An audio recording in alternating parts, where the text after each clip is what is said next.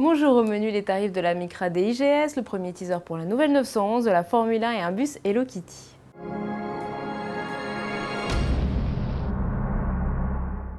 Nissan dévoile les tarifs de la Micra 1,2 litre DIGS. Cette version de la citadine se distingue par des émissions de CO2 très basses, seulement 95 grammes par kilomètre, grâce à sa nouvelle motorisation 3 cylindres 1,2 litre DIGS de 98 chevaux. Elle dispose d'un compresseur, d'une injection directe d'essence et d'un système start and stop. Les frottements dans le moteur ont également été réduits. Alors la Micra DIGS sera disponible à partir de 12 640 € avec la finition d'entrée de gamme Visia. Elle comprend la direction assistée, la climatisation manuelle, l'ordinateur de bord, l'ABS et l'ESP. A noter que ces faibles émissions de CO2 lui octroient un bonus de 400 €.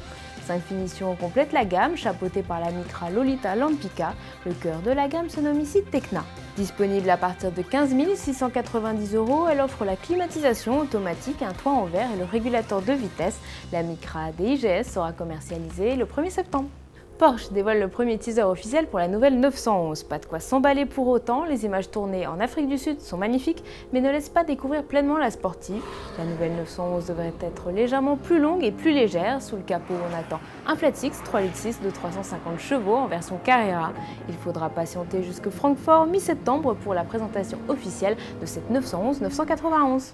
Le week-end prochain, la Formule 1 fait étape au Nürburgring pour le Grand Prix d'Allemagne. Petit tour du propriétaire avec notre consultant Jean-Louis Moncet.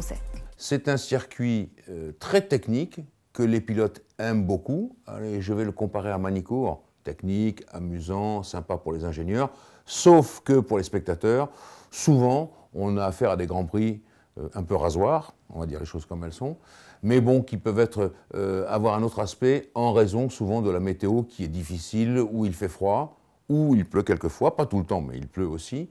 Et naturellement, ça nous donne des courses plus animées. Mais globalement, ça n'a pas été un bon résultat. Ça, c'est la première chose. La deuxième chose, c'est que l'an passé, donc, en la raison de la règle d'alternance, on a couru à Hockenheim et qu'on n'a, par exemple, aucune donnée sur le Nürburgring avec des diffuseurs soufflés, par exemple. Donc ça peut être ça très intéressant. Allez, on termine avec une visite sur le site d'AutoWorks près de Kyoto au Japon. Cette usine s'est spécialisée dans la conversion de véhicules Nissan, alors des Qashqai transformés en véhicules d'intervention, des bus peints aux couleurs d'un hôtel ou encore des camions transformés pour les livraisons. Tout est possible pour un marché en pleine expansion en Asie et au Moyen-Orient. 100 à 150 000 véhicules reconvertis seraient commercialisés chaque année.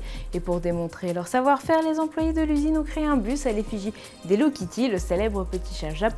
Allez, à demain sur autoplus.fr.